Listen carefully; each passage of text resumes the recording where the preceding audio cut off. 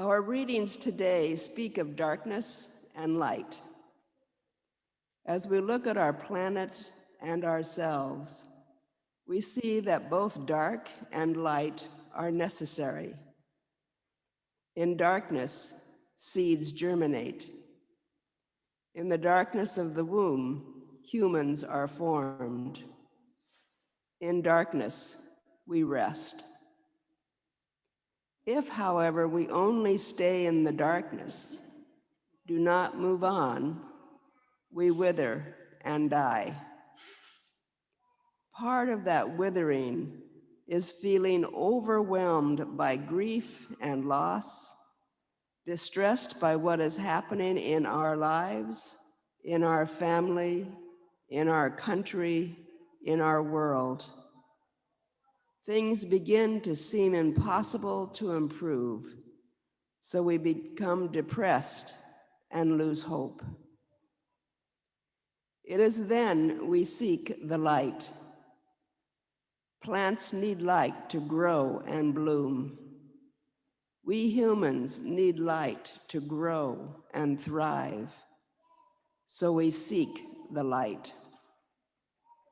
The light we seek to become fully human is knowing the God within who loves us no matter what. The first reading from 2 Chronicles tells of the downfall and destruction of Israel and being led into captivity and slavery again. The people lived in the darkness of selfishness and greed, and then the darkness of captivity. Psalm 137 tells of their hoping for light, for freedom. The light does come through another king, Cyrus of Persia. He freed the Israelites, told them to go back to their country, rebuild it, and gave them resources to help in the rebuilding. In the gospel, Jesus tells Nicodemus, who comes in the dark, to seek the light, which is God's Son, Jesus the Christ. For God did not send the Son into the world to condemn the world, but that the world might be saved through him. For those who live the truth come to the light. In our own lives, we continually search for the light, for truth. Sometimes we mistake the lure of money or power as the light. Sometimes we mistake domination over others as the light. Sometimes we mistake having everything we ever wanted as the light. So we follow these ways and end up in a darkness of wants that can never be satisfied and never lead us to light.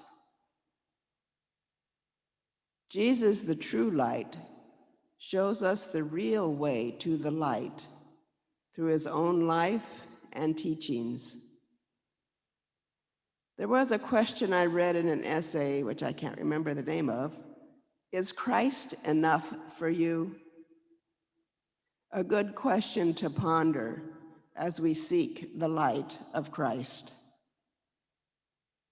To live by the light of Christ, we have to look at all the darkness within ourselves and our institutions, acknowledge it, and give it over to God and let it go. God, who is always merciful, shows us the way to the light. For God so loved the world that God gave the only Son, so that everyone who believes in him might not perish. In our Lenten Wednesday evening prayer, we hear stories of the darkness of racism and prejudice, and stories of the light of the power to struggle against the dark. As J.D. Durand said, he has no answer as to why people attack verbally and physically the Asian people. He expressed his worry for his father, who might be attacked as he goes about his daily life. JD may have no answers, but he has a voice which he uses.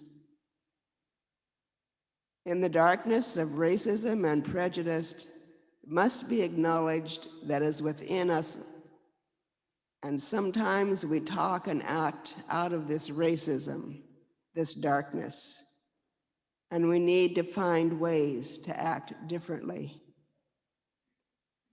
As I listened to JD that night, I know I have to keep acting for change.